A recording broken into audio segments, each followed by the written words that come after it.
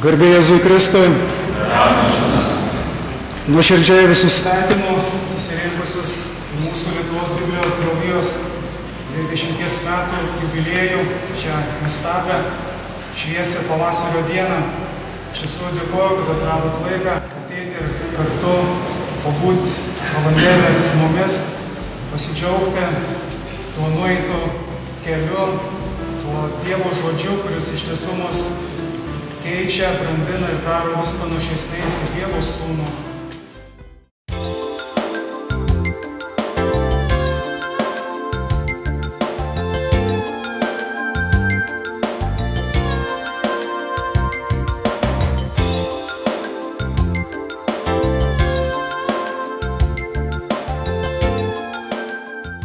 Lietuvos Respublikos vyriausybės vardu sveikinu Jūs visus Lietuvos Biblijos draugijos steigėjus, bendradarbius ir bičiulius draugijos veiklos 20 metų sukakties proga. Biblija yra ne tik unikali visos žmonijos religinio ir kultūrinio paveldo dalis. Tai šventasis raštas, kuriame judėjai ir krikščionių tikintieji suranda Dievo žodį, apreiškimą ir tiesą. Vyriausybės vardu ministras pirmininkas Andrius Kubilius. Jau prieš 22 metus, kada Smodalas čia atvyko į žvalgybą. Bet jis pamažu susitikęs su įvairių bažnyčių atstovais, su kuriais jam pavyko, ne su visais iš karto pavyko. Jis keletą kartų čia važinėja nuo 90 metų vasario ir aiškinasi, kokios galimybės, kaip tos bažnyčios žiūrėtų, jeigu čia būtų įkurta Lietuvoje Biblijos draugija.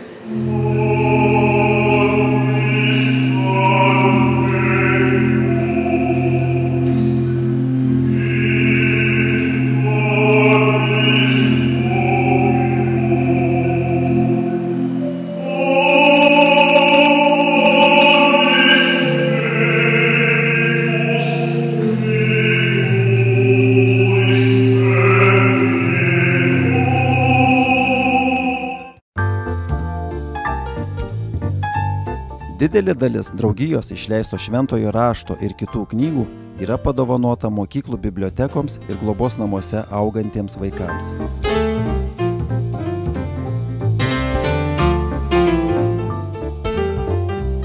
Silpnai regintiesiems ir seneliams globos namuose atspausdintas ir padovanotas specialus Naujojo testamento knygų itin stambiu šriftu 12 000 egzempliorių tiražas.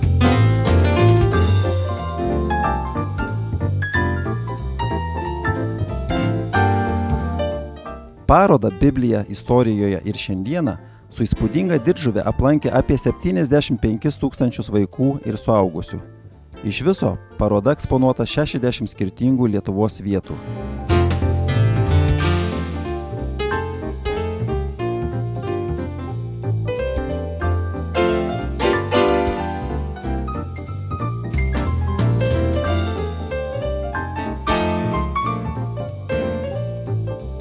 Biblijos draugijos organizuotose respublikiniuose ir regioniniuose piešimo, rašinių ir kitų užduočių konkursuose dalyvavo 10 000 moksleivių. Vieną iš konkursų vainikavo vaikų piešinių kalendorius, kuriam vardą davė 10-metė Roberta, pavadinusi savo darbą Dievo vardą nešuos.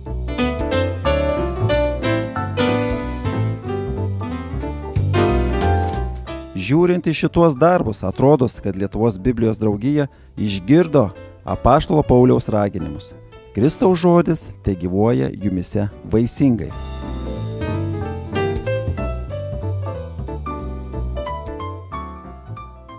Visų Biblijos draugijų tame skaičiuje ir mūsų veiklos tikslas, kad kiekvieną ieškantį Dievo žodžio pasiektų Bibliją. Net ir tuos, kurie skaito ne akimis, o rankomis. O ir nedidelis mūsų kolektyvas iš tiesų nuoširdžiai dirba todėl, kad tiki ir pasitiki Dievo žodžio galia.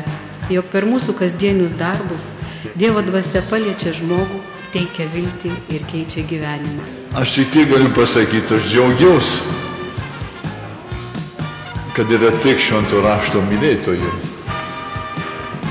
Bet kad skleisite šventą raštą, reikia ypatingų žmonių, kurie užsidegtų to ir tai darytų. Tai aš linkiu visiems mylėti tą šventą raštą, skaityti, o Biblijos draugija būtų kaip tas variklis, kuris padeda žmonėms prisidėti prie to švento rašto. Reikia jį pamėgti, jį paragauti ir savo padaryti. Tada yra svarbu. Tai ačiū Biblijos draugijai už nuveiktą darbą. Prisimenu tėčio tokį dalykiškumą, ūkiškumą. Jis labai mokėjo nuraminti žmonės. Ir tai buvo labai pravartu ilgoj, nelengvoj kelioniai. Žinot, visi įsitempę, dirglus, išsigandę, ankšta, vietos mažai, visi susikimšę, susigrūdę. Ir tai vienam kampe, tai kitam kampe pasigirsta rauda: Dieve, Dieve, kas dabar bus, kur mus veža, mirsim iš bado, žūsim nuo šalčio. O tėtis nuramindavo: žmonės, nereikia dejuoti iš anksto, juk Dievas yra visur, jis bus su mumis ir Sibire. Aš norėčiau kaip palinkėjimą palikti eilutę, kurią apaštalas Paulius parašė laiške Kolosiečiams. Kristaus žodis tegyvuoja jumise vaisingai. Сердечно поздравляю всех вас, возлюбленные о Господе, братья и сестры во Христе, с нашим юбилеем, 20-летием Литовского библейского общества. И от всей души желаю апостольского усердия всем сотрудникам и помощникам Литовского библейского общества. И в этот торжественный день да будет выражением благодарности Богу и прославления Его имени, ибо по слову апостола Павла мы не себя проповедуем, но Христа Иисуса, Господа нашего. Ачу.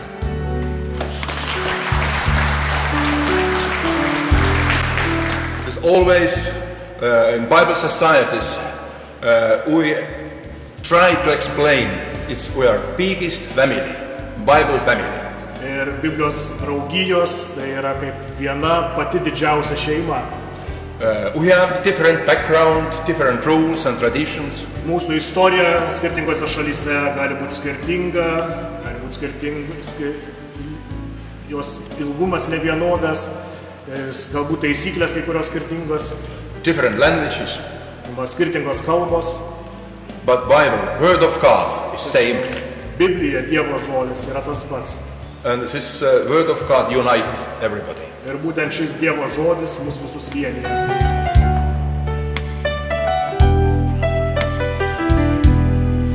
We have a difficult mission, especially in this secular age. Mums tenka sunki užduotis, ypač šiame sekuliariame amžiuje. And Bible societies are always on their way, on their move. Ir Biblijos draugija yra visada judanti, visada kelyje.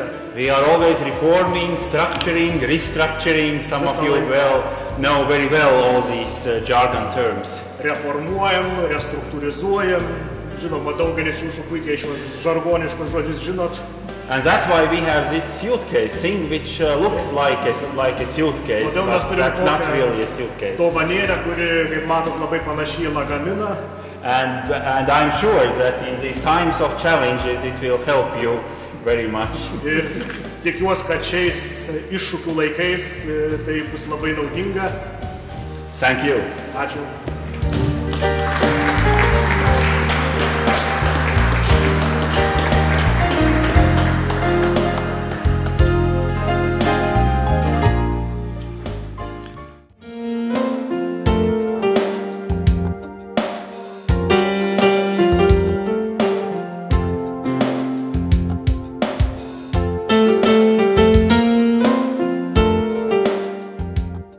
Mylimi broliai ir seserys Kristuje, garbus svečiai.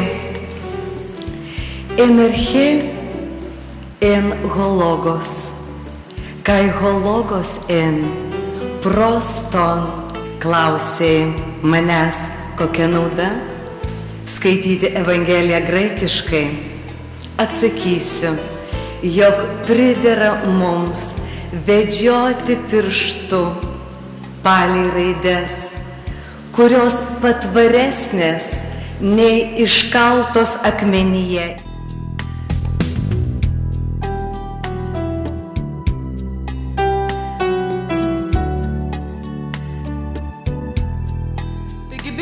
yra svarbus universalios žmonijos kultūros istorijos ir jos evoliucijos dokumentas.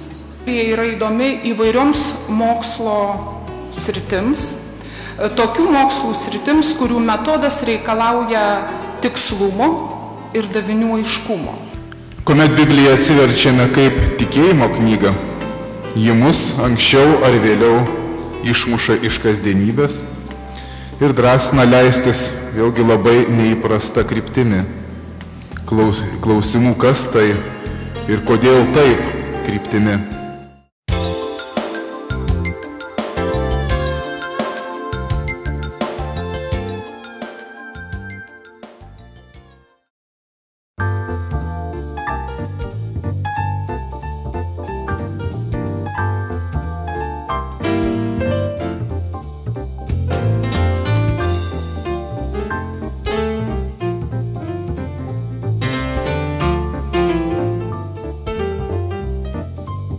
Miela Egidija, sakykite, ko jums brangi šitą šventę ir kodėl čia apsilankėte?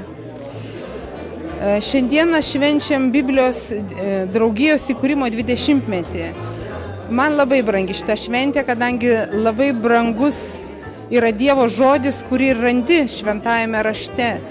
Ir manau, kiekvieną dieną pradedu skaitydama šventą raštą ir kiekvieną dieną stengiuosi užbaigti irgi skaitydama šventą raštą, ne visada pavyksta.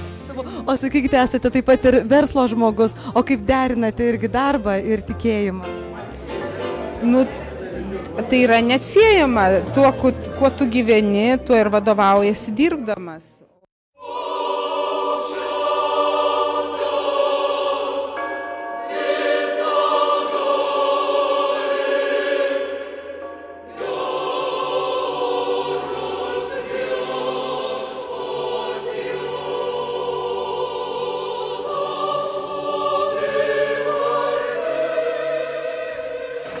Brangūs broliai ir seserys Kristuje, Nehemėjo knygos žodžiais galime tarti, kad ši diena yra šventa viešpačiui mūsų Dievui. Nebūkime liūdni, nes džiugesys viešpatyje yra mūsų stiprybė. Išties šiose padėkos mėnesio pamaldose susirinkome švęsti ir dėkoti Dievui. Lietuvos Biblijos draugija per tuos 20 metų už daug ką yra dėkinga viešpačiui.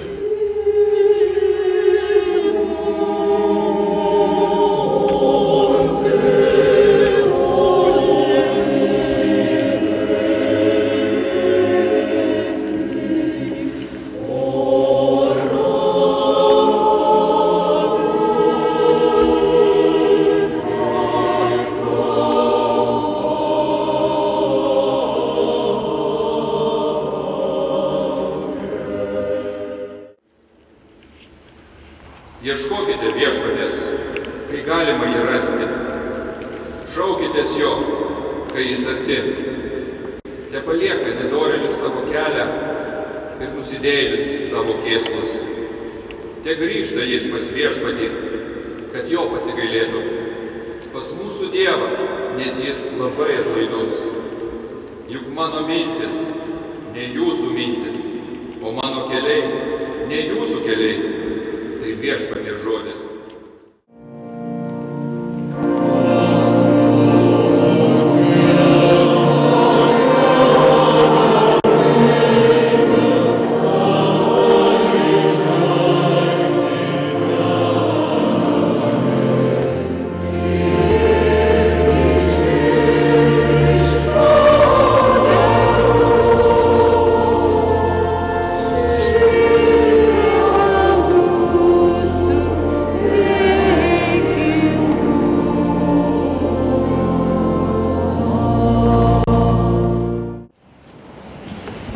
Aš jiems perdaviau tavo žodį, bet pasaulis jų nekentė, nes jie ne iš pasaulio, kaip ir aš ne iš pasaulio.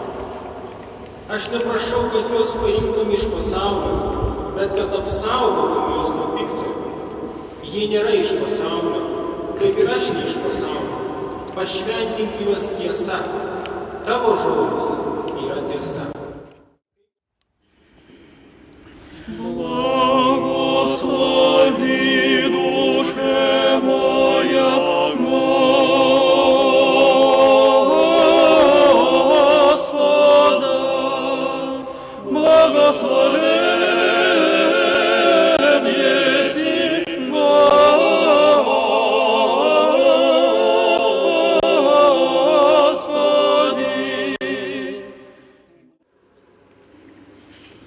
Todėl susijuose savo dvasios trėnas, būkite blaivus ir visiškai pasitikėkite malonę, kuri bus jums suteikta, kai apsireikš Jėzus Kristus. Kaip klusnūs vaikai, daugiau nepasiduokite ankstesnėms savo neišmaningumo laikų aistroms. Šventas yra tasai, kuris jūs pašaukė, tad ir jūs patys tapkite šventi visų savo elgesiu, kaip parašyta. Būkite šventi, nes aš esu šventas.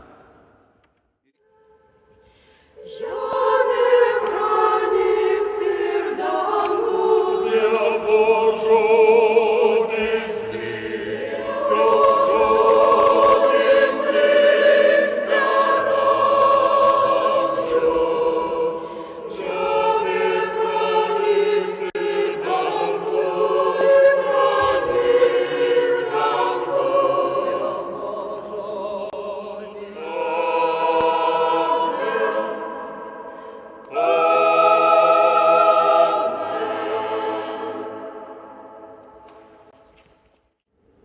Ir aš linkiu mums visiems, kad Dievo žodis kuo mažiau būtų patrauktas iš mūsų, bet mes pažintume jį, nes per Dievo žodį mes pažįstame patį tarėją, patį Dievą. Ir jeigu norime artybėje su Dievu gyventi, mes negalime gyventi nepažindami jo minties, jo valios, jo meilės ir jo gailestingumo ir malonių pertekliaus.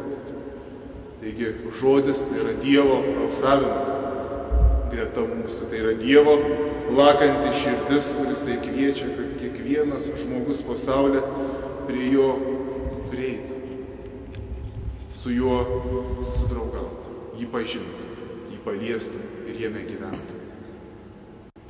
Ir kaip stebuklingai Dievas atnešė žodį mums ir šiandieną mums jį dovanoja. Taigi ir šventė yra tikra šventė, kad Dievo žodis, o tai yra pats Dievas, yra tarp mūsų ir su mumis, kad Dievas mums davė gyvenimą. Todėl norėčiau pakviesti mus visus tai, ko pasaulis nesupranta, o mes krikščionys, ką labai dažnai pamirštame, tai džiaugtis, kad Dievas yra tarp mūsų ir džiaugtis, kad Dievas į mus prabilo ir džiaugtis, kad mus yra išlaisvinęs. Kad Jėzuje Kristuje mūsų viešpatyje mes švenčiame amžinąją pergalę ir nepaisant mūsų asmeninio netobulumo, nepaisant mūsų nuodėmės, nepaisant kūno, pragaro ir pasaulio, tampimų, vilionių ir pagundų, žodis išlieka per amžius, nes žodis yra apreikštoji Dievo meilė savai tautai. Taigi linkiu mums, kad mes jame gyventume, o Biblijos draugijai ir visiems, kurie spausdins, platins Dievo žodį, kad tai neštų vaisių. Nes ką ir Jėzus meldė dangiškai Tėvą. Aš juos siunčiu, kai pats esu siųstas į pasaulį. Ir per jų žodį kas įtikės. Taigi visi, kurie esame susipažinę su Dievo žodžiu, kurie esame krikštyti, mes vėlgi esame pasiuntiniai, kad kiti žmonės gautų gyvasties vandenį, taip kaip mes esame gavę iš kitų rankų. Dėl skelbimo iš sakyklų, dėl vertėjų ir redaktorių triūso, spaustuvininkų triūso, aukotojų, aukų ir panašiai Dievas įteikia mums tą dovaną ir sako, štai tau skirta. Ir mes turime stengtis, kad kuo daugiau gyvenimų tą dovaną galėtų priimti. Amen.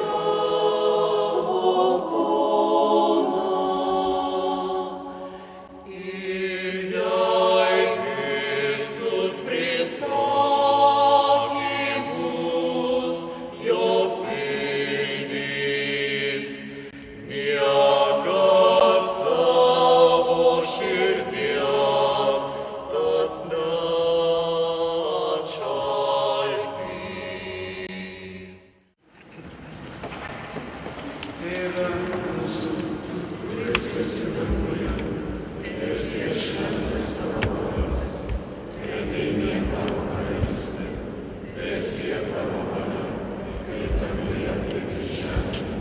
Kasdienės mūsų duonos duok šiandien. Ir atleisk mums mūsų kaltes, kaip ir mes atleidžiame savo kaltininkams.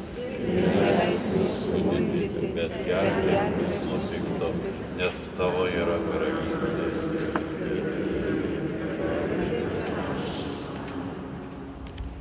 Vargas kitam pradėkime Kristus atmintis.